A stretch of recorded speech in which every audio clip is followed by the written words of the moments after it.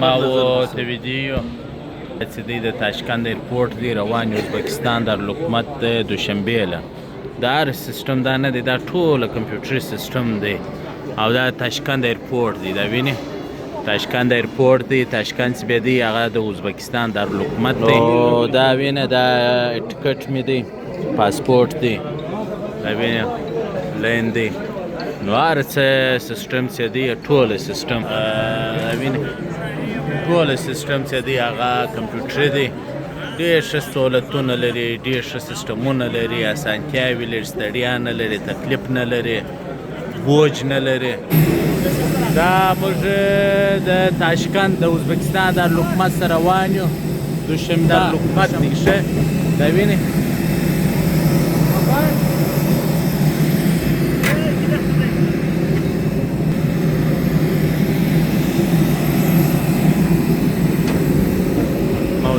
دای راوختلو روان دوشنبه له د ازبکستان در حکومت تاشقندستان در حکومت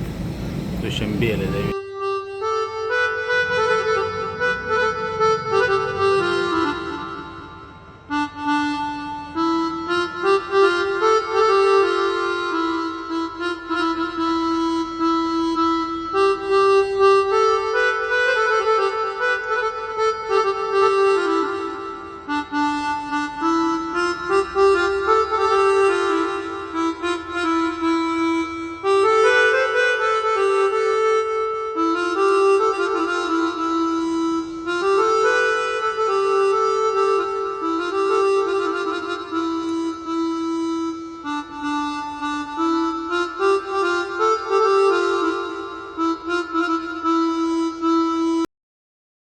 دا ویني دا موږ دوشنبه ته اوس نږدې سو دا ویني دا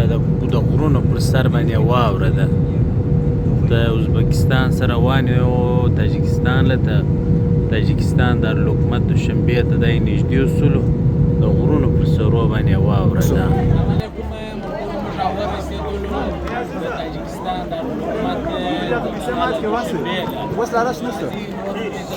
ببینید دا اوس ماته ډالر راماتي سوموني دا د دې پیسې د سوموني ورته وایي زه ته د ښکاره کوم د سوموني دی وینې دا د دوشنبه ښار دی د تاجکستان ده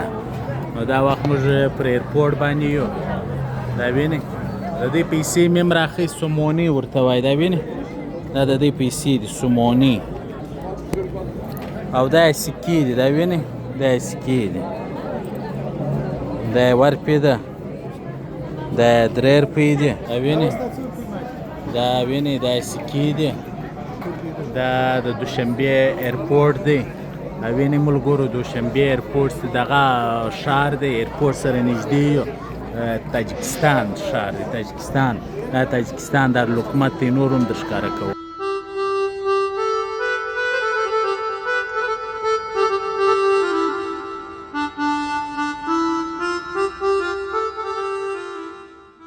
تبلیغان یا ملایان دي د دوشنبه تبلیغان یا ملایان دي دا ویني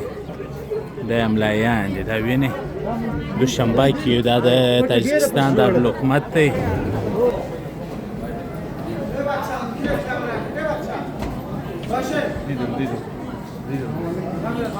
دا د پر غره باندې واوره پرته ده دا ویني دا د دې مین چوک دی دغه په نقشه کې ورکړی دا دوشنبه د دوشنبه د تاجکستان در حکومت دی دا ویني او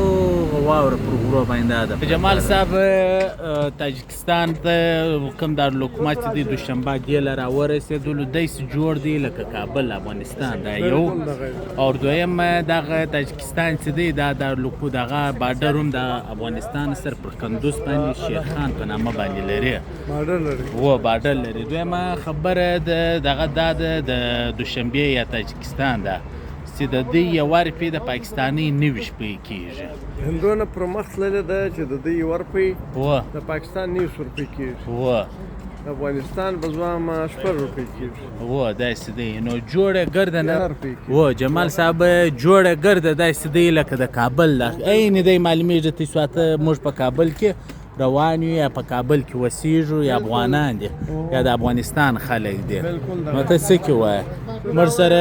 ډي کې ټریول مالک اجدلاور خان هم را سره دی دا زموږ د ټول ملګري دي چې دا وخت موږ دغه ته راورسېدو تاجکستان دوشمبې ته څه کې وایې جمال صاحب دا وایم چې خلک د دنیا وګوري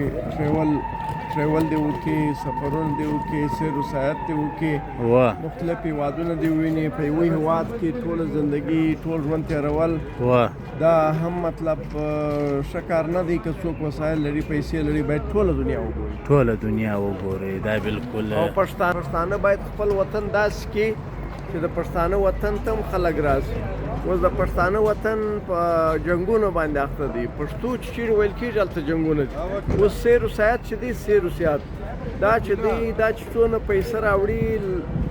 یو هېواد ته چې څونه ټیکس څونه روپۍ راوړي څونه ګټه لري د دې اندازه تاسو نه شوئ کولی پښتانه خالي دلته ورور دا په جنګو سره اخته دي په بدیو سره اخته دي چې خپله ځي لس ګاډه ورسره وي چې انسان خپله ځي تبه یې شي هلته به نه موږ پولیس لیدلي نه به مې خان ملک لیدلي نه به مې